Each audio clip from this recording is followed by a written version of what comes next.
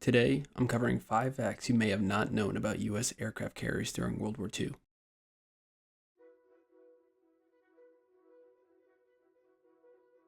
The Lexington-class aircraft carriers were the only U.S. carriers that served in World War II that were designed to be armed with guns to fend off air attacks, as well as large surface targets.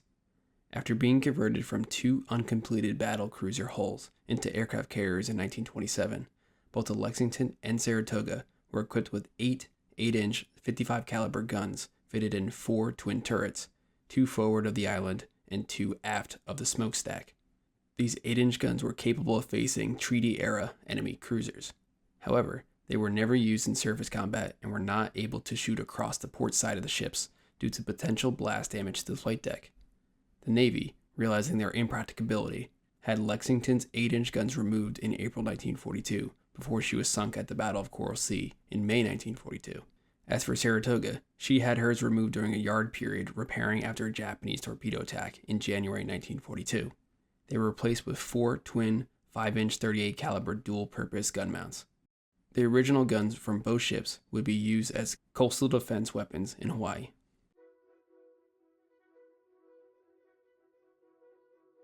If you look closely at the unique aircraft carrier Ranger, the U.S. Navy's first keel-up designed aircraft carrier built in the early 1930s, you can see 6 smokestacks at the rear of the flight deck.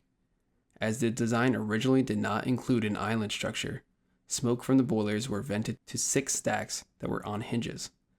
These were set upwards when operating normally, and then to the sides of the deck during flight operations to minimize smoke impeding aircraft landings.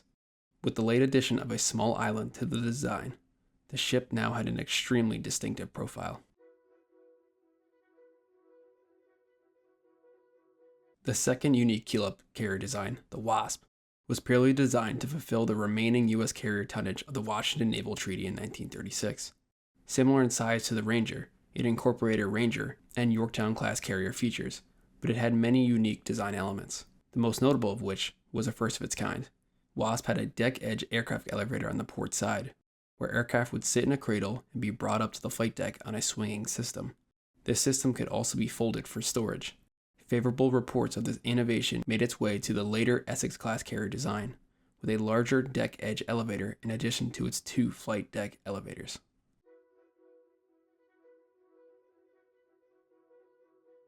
As the original Yorktown-class ships were built in the mid-1930s, they were equipped with 2 flight deck catapults to launch aircraft. The interesting fact you may not know is that a 3rd catapult was incorporated into the hangar deck aft of the forward elevator to launch aircraft perpendicular to the flight deck.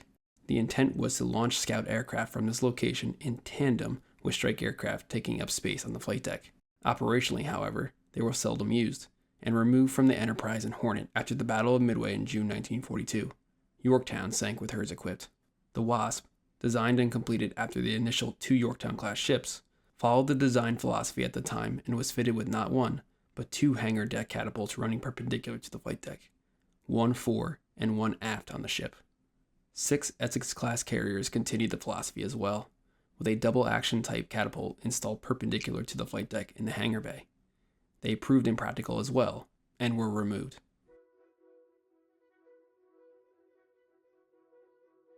The famous World War II built Essex-class carriers actually had 2 subclass designs, known as the short-hull and long-hull Essexes, the only major visual distinction between the ships when commissioned. 14 Essex-class carriers saw service during the war, but only 4 of these were long-hull types.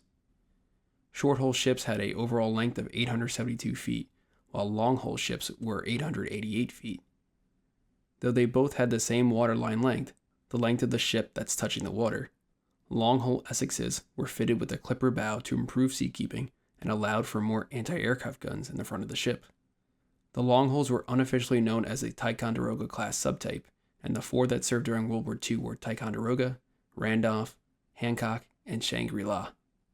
By the end of the Essex's production in 1950, 13 of the 24 built were long-hulls. In 1922, the USS Langley, converted from the collier USS Jupiter, was the U.S. Navy's first aircraft carrier, which was used to experiment with aircraft operations, as this was a new concept other countries were testing. Never truly intended to serve on the front lines, in 1936 she was removed from service and was converted to a seaplane tender. Her conversion, finished in 1937, consisted of removing more than 40% of her flight deck. Now in her third life as World War II broke out for the United States, she was used as an aircraft transport ferry in February 1942 near the Dutch East Indies. On February 27th, she was caught by Japanese bombers and hit by 5 bombs. She was scuttled south of Java. I hope you found these interesting. Be sure to be on the lookout for an additional episode with more facts coming soon.